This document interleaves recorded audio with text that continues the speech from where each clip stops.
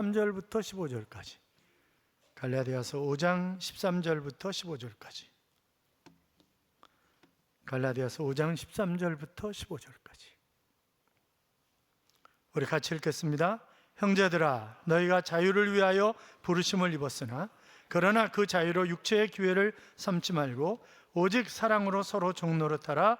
온 율법은 내 이웃 사랑하기를 내 자신같이 하라 하신 한 말씀에서 이루어졌나니 만일 서로 물고 먹으면 피차 멸망할까 조심하라. 아멘.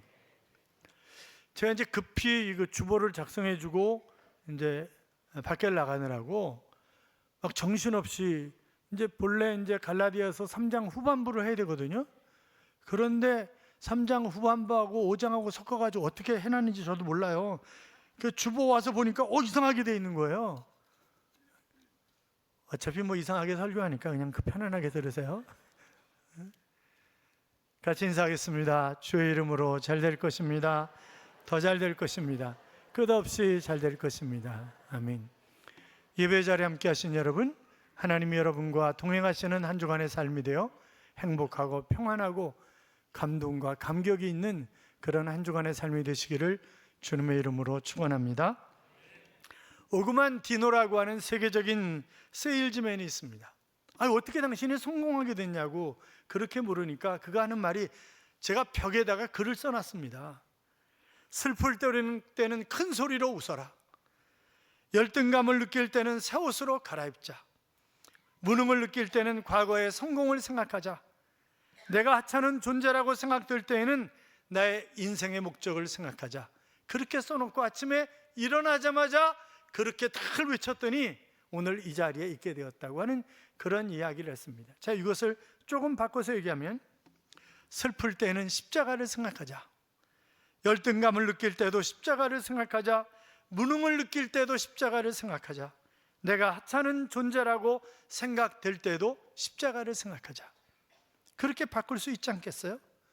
천지 만물의 창조자이신 하나님께서 독생자 예수 그리스도를 나의 죄 때문에 이 땅에 보내시고 십자가에 못 박혀 물과 피를 다 쏟으신 사실을 생각하면 바로 슬픔도 기쁨으로 바뀔 수 있고, 열등감을 느낄 때 십자가를 통해서 자신의 가치를 발견하면 얼마든지 열등감을 극복할 수 있습니다.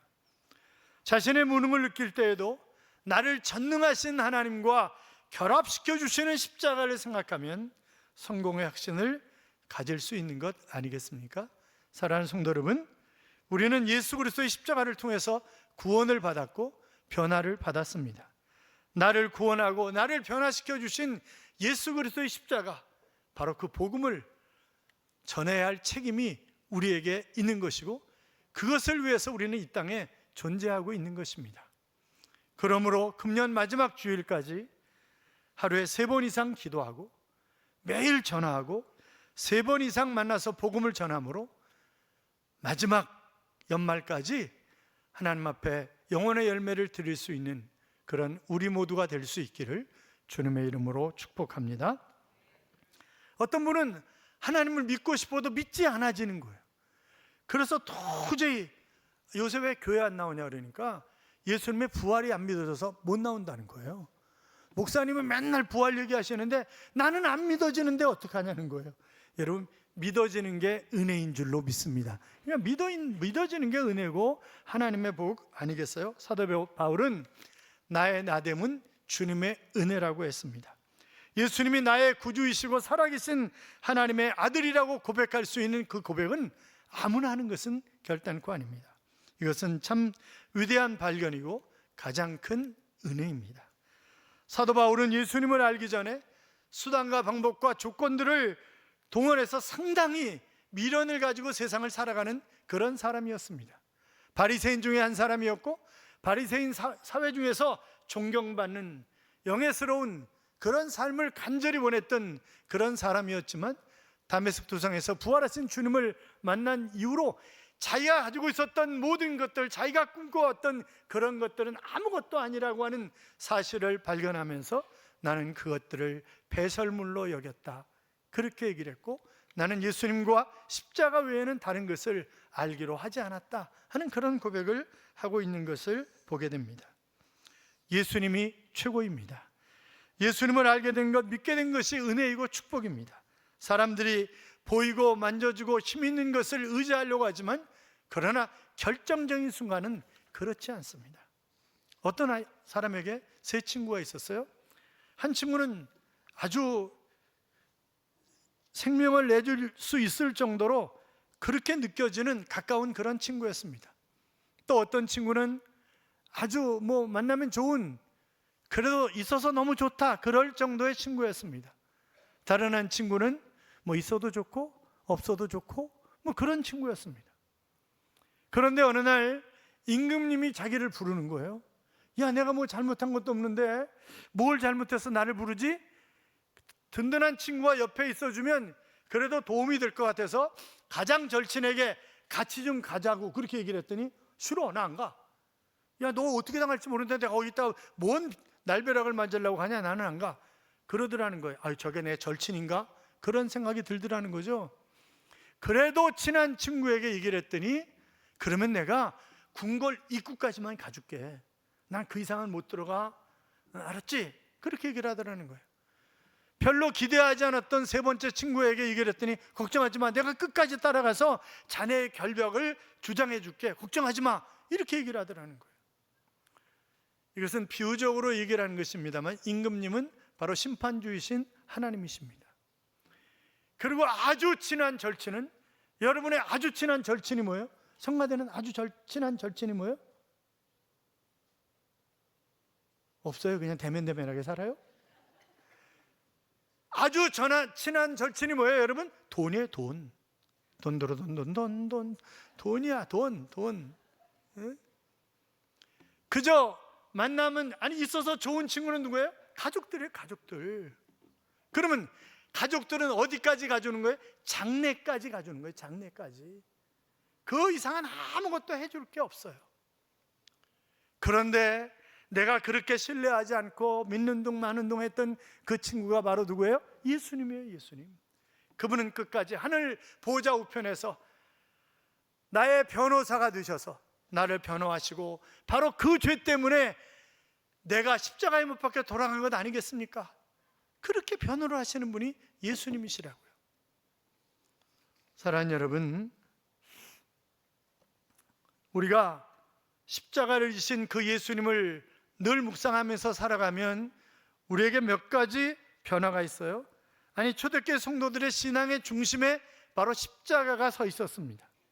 그래서 나타난 몇 가지 결과가 있는데, 첫째로 그들이 전하는 복음 중심에도 십자가가 늘 있었다고 하는 사실입니다. 둘째는 십자가의 확신으로 인해서 믿음으로 구원에 이르게 된 것입니다. 그래서 성경은 너희는 그 은혜에 의하여 믿음으로 말미암아 구원을 얻었으니 이것은 너에게서 난 것이 아니요 하나님의 선물이라.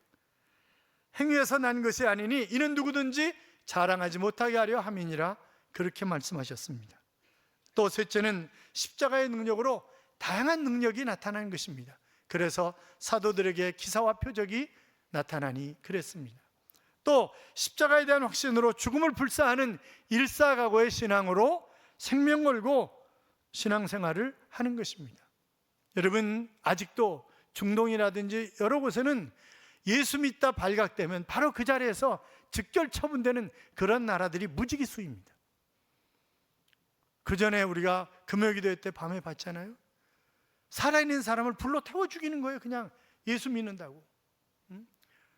옛날에 시장에 가면 당모가지 길게 뽑아가지고 칼로 탁 쳐서 모가지 잘랐잖아요. 마찬가지로 도끼로 사람 목을 그대로 치는 것입니다. 단순히 예수 믿는다는 죄 때문에. 우리가 로마서 1장과 고린도전서 15장을 보면 복음이 뭐냐? 복음은 곧 주님이다. 그렇게 설명을 하고 있습니다. 특히 주님의 고난과 주님의 부활은 복음의 핵심 중의 핵심입니다. 그러므로 십자가를 모른다면 그리스도인이 아닙니다. 그 사람이 아무리 주님을 존경하고 주님의 가르침에서 정말 좋은 교훈을 많이 받은 사람이라 할지라도 십자가를 의지하지 않고 사는 사람이라면 그 사람은 그리스도인이 아닙니다. 십자가를 이해했다 할지라도, 그러나 십자가의 능력을 의지하지 않고 살아가면, 십자가와 더불어 살아가지 아니하면 그 사람도 역시 예수쟁이는 아닙니다. 성경은 의인은 없나니 하나도 없으며 그랬고 모든 사람이 죄를 범하였음에 하나님의 영광에 이르지 못하였더니 그랬습니다. 아담 이후에 이 세상에 존재했던 모든 사람들은 죄 문제, 그 죄 문제 해결 없이는 바로 천국에 갈 수 없기 때문에 예수님이 대신 십자가를 지신 것 아니겠습니까? 여러분, 죄 문제를 자신의 능력으로 해결할 수 있는 사람이 어디 있겠어요? 목사도 그것은 안 되는 것입니다. 찰스 스윈도라고 하는 목사님이 계세요. 이분이 아주 생긴 것도 멋있게 생겼고 또 인격도 그렇고 설교도 잘하시고 그래서 교인들의 사랑과 존경을 받았습니다. 어느 날 하루는 설교하시면서 사랑하는 여러분, 우리 예수쟁이들은 예수 믿지 않은 사람들보다 법과 질서를 더 잘 지켜야 합니다. 특별히 교통법규 같은 것은 우리가 잘 지켜야 합니다. 사람들의 눈이 우리를 바라보고 있습니다. 그리고 막 목소리를 높여가면서 설교를 하셨습니다. 예배가 끝난 후에 집에 돌아가면서 딴 생각하다가 빨간 신호등인데 그냥 훅 지나간 거예요. 그리고 좌우를 쳐다보니까 교인들이 천지백갈인 거예요. 야, 이거 내가 설교는 말이지 교통법규를 잘 지키라고 법 잘 지키라고 그렇게 했는데 어쩌면 좋으냐, 그러면서 그저 얼굴이 화끈거리는 거죠. 집에 도착하니까 아니나 다를까 교인들이 전화를 했더래. 목사님 내일 만나요 이러면서 전화를 하는 거죠. 밤새도록 잠이 안 오더라는 거예요. 내일 가서 무슨 얼굴로 교인들을 만나나 도대체. 그런데 새벽녘에 그에게 기발한 아이디어가 떠올랐습니다. 물론 교인들은 이제 그 핑계로 목사님에게 점심 대접을 하고 싶어서 그 다음날 만나자고 한 것인데, 들어가면서 식당을 딱 들어가니까 교인들이 꽉 차 있는 거예요. 그래서 목사님을 쳐다보면서 배꼽 잡고 웃고 박수치고 난리가 난 거죠. 왜냐하면 목사님이 목에다가 팻말을 하나 걸었는데 나는 죄인입니다 라고 하는 그런 팻말을 걸고 들어가신 것입니다. 그 막 웃으니까 또 목사님이 뒤로 돌았어요. 그랬더니 뒤에도 팻말이 걸려 있는 거예요. 죄 없는 자가 먼저 돌로 치십시오 이렇게 써 있는 거예요. 사랑하는 여러분, 죄 문제를 해결할 사람은 이 땅에 아무도 없습니다. 감사하게도 우리 주님은 사람들이 해결할 수 없는 죄 문제를 해결하기 위해서 이 땅에 오셨습니다. 세례 요한은 주님을 보자마자 보라, 세상 죄를 지고 가는 하나님의 어린 양이로다 그렇게 이야기를 하잖아요. 그러니까 세례 요한은 하나님이 죄 문제를 해결하라고 보내신 어린 양이 예수님이라고 하는 사실을 알았기 때문에 그를 보자마자 그렇게 외치고 있는 것입니다.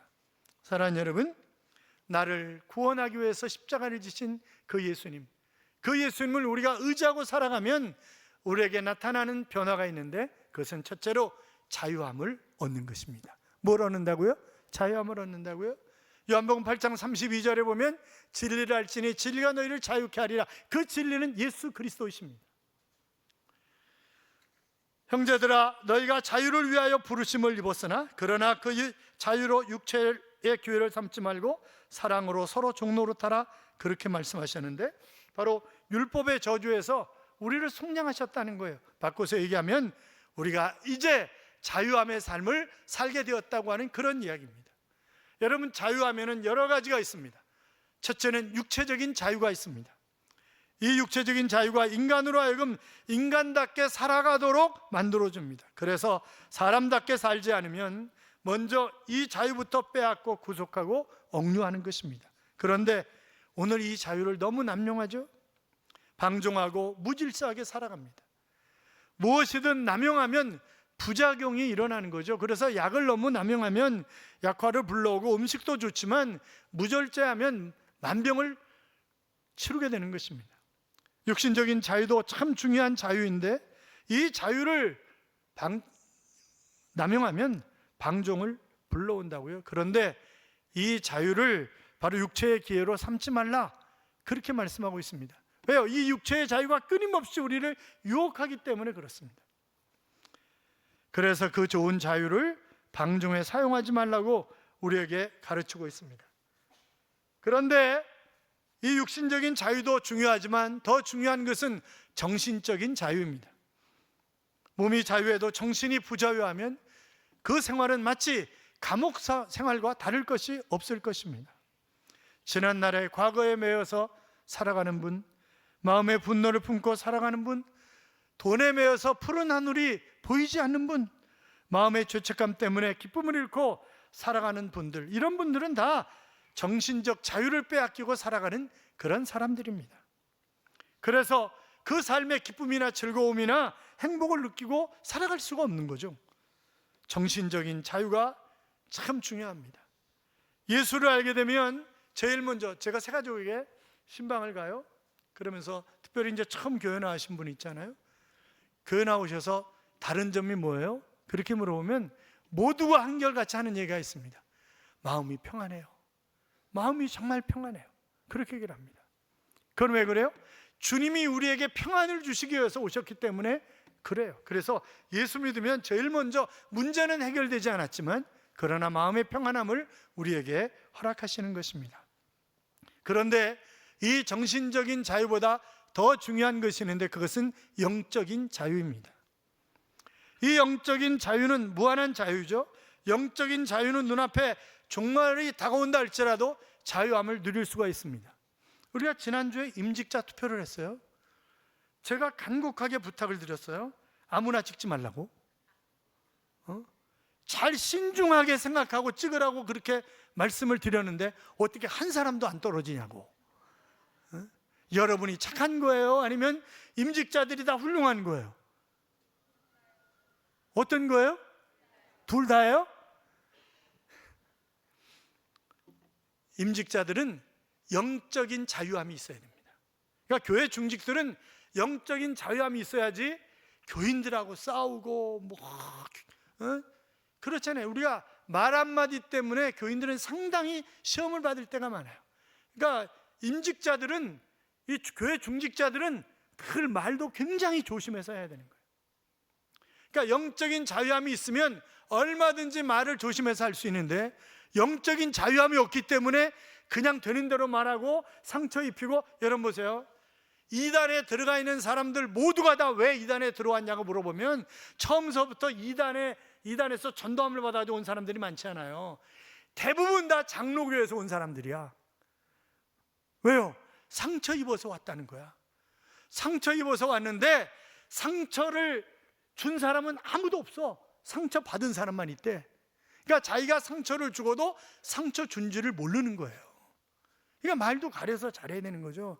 여러분, 나는 재미로 개구리에게 돌을 던지지만 개구리는요 생명을 걸고 피하는 거예요. 그거 그렇잖아요.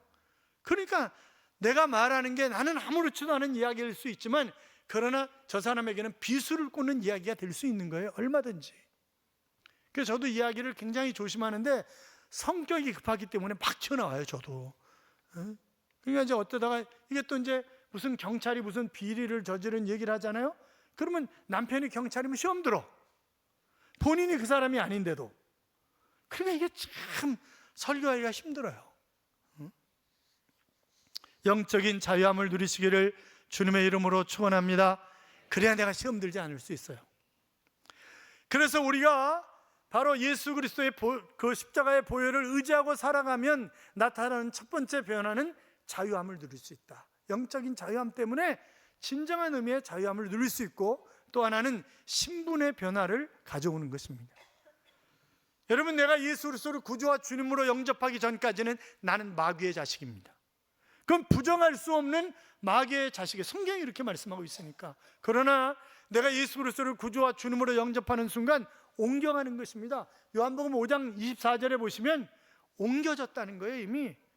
그러니까 나는 구원받은 하나님의 자녀로 신분이 바뀐 거예요. 그래서 나의 정체성을 바르게 알 수 있게 되는 것이 바로 예수 그리스도의 보혈의 십자가를 의지하고 살아갈 때 바로 나의 정체성을 바르게 깨닫고 행동할 수 있다. 그러면 내가 진정한 하나님의 자녀가 되었고 바로 예수님의 제자가 되었고 예수님의 친구가 되었고 내가 그리스도인이라고 한다면 해야 할 일이 뭐예요? 주님이 이 땅에 오셔서 섬기는 삶을 사셨던 것처럼 내가 섬기는 삶을 살아가야 하는 것입니다. 여기 종노릇하라 그렇게 말씀하셨는데, 종노릇하라라고 하는 말은 섬기라 그런 말입니다. 하나님은 우리에게 얼마나 많은 일을, 큰 일을 했느냐 그렇게 묻지 않으십니다. 왜 그 일을 했느냐 그렇게 따지실 것입니다. 얼마나 섬겼느냐라고 묻지 아니하시고 어떻게 섬겼느냐라고 하는 것을 물으실 것입니다. 그러니까 우리가 이 땅에 존재하는 이유는 뭐예요? 섬기는 삶을 살아가도록 하기 위해서 하나님이 우리를 이 땅에 두셨다고 하는 사실입니다. 예수님 보세요. 제자들의 발을 씻기셨습니다. 그러면서 씻기신 이유가 뭐라는 거예요? 너희도 나를 보고 그대로 행하도록 하기 위해서 내가 본을 보였노라, 그렇게 말씀하셨잖아요. 그러니까 우리가 우리 주변 사람들을 아름답게 섬기는 것은 바로 예수님을 닮는 것입니다. 그러니까 얼마나 그것이 중요해요. 우리는 섬기며 헌신하기 위해서 부름받았고 선택받았고 이 땅에 태어난 그런 사람들입니다. 그래서 형제들아, 너희가 자유를 위하여 부르심을 입었나니 그러나 그 자유로 육체의 기회로 삼지 말고 오직 서로 사랑으로 종로로 타라 섬기라 라고 하는 말씀을 잘 기억하고 살아가시기 바랍니다. 십자가는 섬김의 표현이고 사랑의 최고의 표현입니다. 자기 희생이 있고 섬김이 있는 곳에 가정이 바로 서고 교회가 바로 서고 바로 나라가 바로 설 수 있습니다. 역사를 보면 이 사랑의 희생이 여러 곳에서 나타났죠. 멀리 갈 필요가 없습니다. 양화전에 가면 선교사님들의 묘비가 있어요.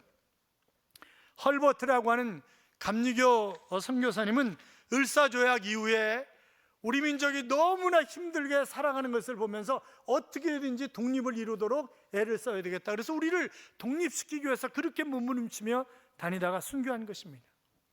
그러면서 그가 그렇게 우리 민족을 사랑했기 때문에 그의 묘비에 나는 웨스트민스터 사원보다 한국 땅에 묻히기를 원하노라, 그렇게 되어 있습니다.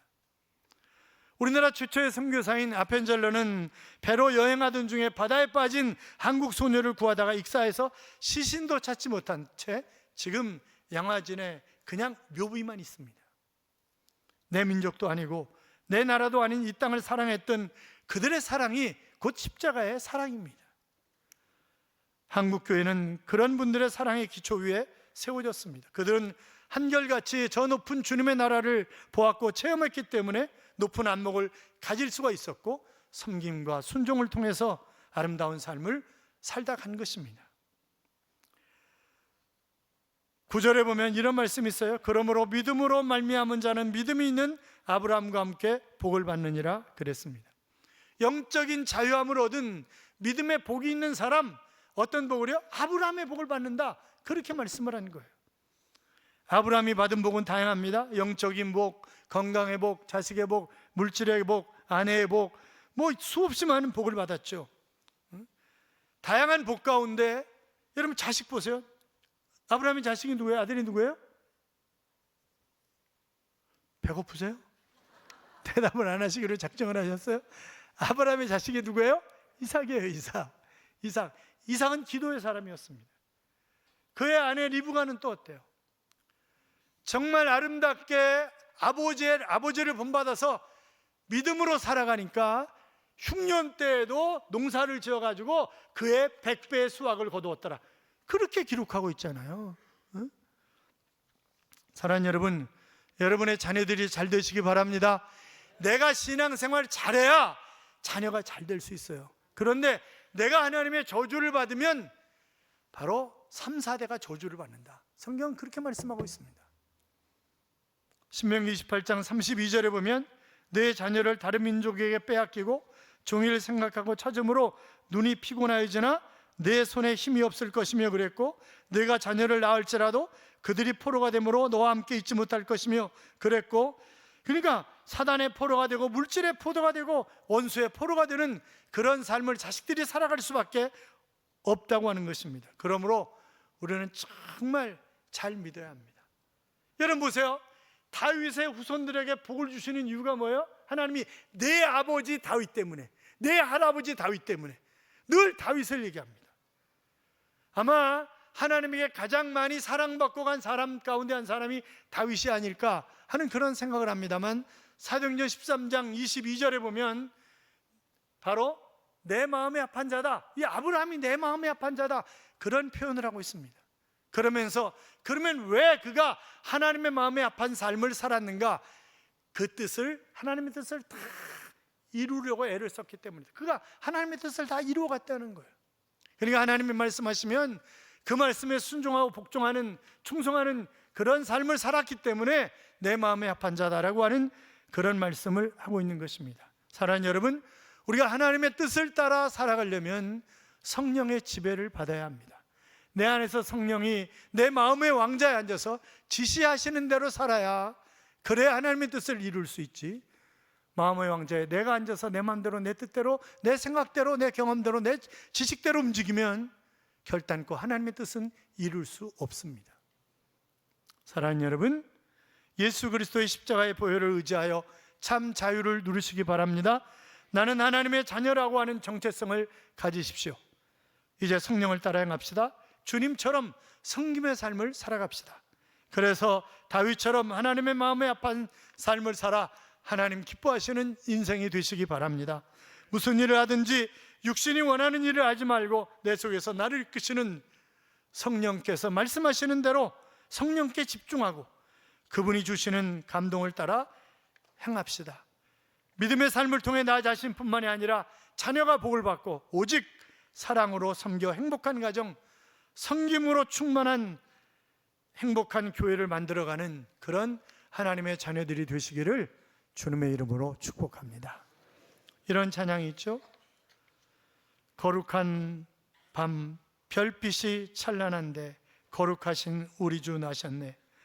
오랫동안 죄악에 얽혀서 헤매던 죄인 위에 오셨네. 우리를 위해 속죄하시려는 영광의 아침 동이 터온다. 경배하라 천사의 기쁜 소리. 오 거룩한 밤 구주가 나신 밤, 오 거룩한 밤, 거룩한 밤이라고 하는 그런 찬양입니다. 사랑하는 여러분, 이제 크리스마스가 며칠 남지 않았습니다. 물론 우리는 정확하게 12월 25일이 크리스마스인지 아닌지 모릅니다. 본래 그날은 이방인들의 축제의 날이었습니다. 그런데 예수쟁이들도 가서 거기서 같이 어울려서 이러는 거예요. 그래가지고 12월 25일, 그러니까 12월에서 1월 사이에 출생하지 않으셨을까라고 하는 것이 성경학자들의 이야기입니다만, 어떻든 그 주님은 뭐 날짜가 어떻든 날짜가 딱 알면 또 그 날짜를 우상시하겠죠. 그렇잖아요. 어떻든 주님이 나의 죄 때문에 이 땅에 오셨다고 하는 사실을 우리가 기억하면서 주님과 더불어 보내는 그런 성탄절도 될 수 있기를 주님의 이름으로 축원합니다.